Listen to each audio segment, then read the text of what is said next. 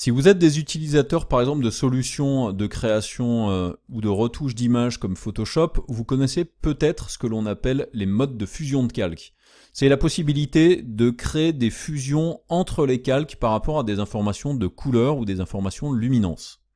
Donc ce que nous allons faire justement c'est ça. On va créer un calque supplémentaire qui va permettre de donner une nuance colorimétrique en plus à notre composition. Donc pour faire comme ça, ce que je vais faire, c'est que je vais aller dans Calque, Créer, Solide, et j'aimerais créer peut-être une nuance légèrement orangée sur ma composition. Donc je vais l'appeler Fusion Orange, à la taille de la compo, puisque je veux que cette couleur s'applique sur toute ma composition. Je vais ensuite venir sur Couleur, et je vais ici choisir quelque chose d'assez orangé, de cette manière-là. Je viens ensuite cliquer sur OK, qui me met donc cette couleur orange en dessous de la vignette. La vignette d'ailleurs, j'aurais très bien pu la prendre et la mettre par-dessus les textes. Par contre, attention, effectivement, regardez ce qui se passe. Forcément, comme il vient par-dessus les textes, ça les cache un petit peu. Donc je vais plutôt effectivement le laisser par-dessus. Donc cette fusion orange, ce que je ne veux surtout pas, c'est qu'elle vienne ici masquer la totalité des vidéos qu'il y a en dessous. Et donc là, regardez, vous avez ici quelque chose qui s'appelle le mode. Et pour l'instant, mon calque orange est en mode normal. Si je clique sur cette option-là, regardez ce que j'ai. J'ai maintenant tous les modes de fusion qui existent sur After Effects. Donc je vais venir ici choisir Produit par exemple. Et regardez ce qui se passe. Maintenant, la fusion s'effectue de la couleur orange vers les calques qui se trouvent en dessous de lui, puisque là, ce calque est présent partout. Donc ça m'applique la modification sur tout le monde. Et surtout, il y a une multiplication de la couleur orange avec les couleurs des calques qui se trouvent en dessous. Donc après, c'est un petit peu violent. Là aussi, vous pouvez jouer sur la transparence du calque, c'est-à-dire baisser la valeur d'opacité, qui va me permettre d'avoir donc cette couleur supplémentaire par-dessus. Là, vous voyez, ça donne un aspect orange supplémentaire. Donc là, je l'ai fait en multiplication, donc en produit en fait, mais vous pouvez le faire après sur d'autres petites choses. Vous pouvez mettre de l'addition qui va avoir une tendance à éclairer un petit peu plus votre vidéo. Ça peut être de l'incrustation aussi. Donc il y a divers modes qui peuvent vous convenir. On a des choses comme différence par exemple, qui du coup fait l'inverse de la couleur par rapport aux couleurs précédentes. Donc voilà, diverses petites choses qui peuvent vous aider à styliser un petit peu votre vidéo. Donc là, je peux le mettre en couleur aussi et jouer aussi sur la transparence à nouveau pour avoir voilà, une tonalité qui convient un petit peu plus à ce que j'aimerais faire dans ma vidéo. Voilà, vous voyez, ce petit côté orange supplémentaire, c'est plutôt pas mal. Donc ça me convient. Donc voilà, j'ai fait ma petite animation. J'ai un petit truc un petit peu bizarre. J'ai ce calque noir ici qui traîne. Je vais regarder. Ouais, qui est-il? Ouais, il s'est déplacé, donc je vais prendre l'outil de déplacement et je vais venir le recoller sur ma vidéo ici.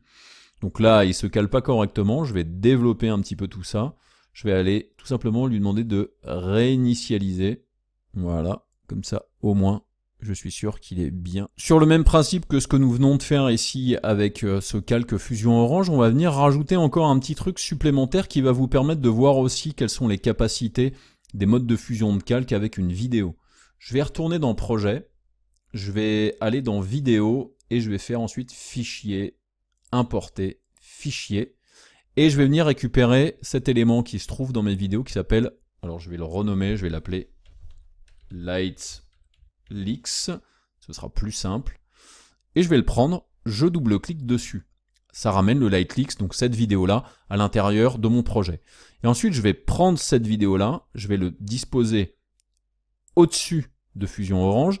Et là, regardez cette vidéo-là, ce qu'elle fait, ces espèces d'effets de lumière. Problème, c'est qu'elle n'est absolument pas à la dimension de ma composition, elle est beaucoup plus petite. Si on regarde les propriétés, on est avec du 1280 par 720. Donc c'est une vidéo qui est plus petite que ma composition elle-même. Regardez, si je prends Promo Mermet, là, la composition est en 1920 par 1080, qui est un format HD classique. Cette vidéo-là, c'est du HD 720, par exemple. Donc là, je vais faire quelque chose qui, normalement, n'est pas autorisé. Je vais agrandir cette vidéo-là.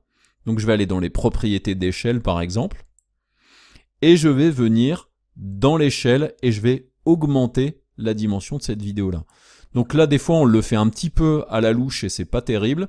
Il y a une option toutefois qui peut être pratique à utiliser, qui fait partie des options de calque. Si je vais dans Calque, dans la catégorie géométrie, j'ai ici une option qui s'appelle tout simplement Ajuster à la composition.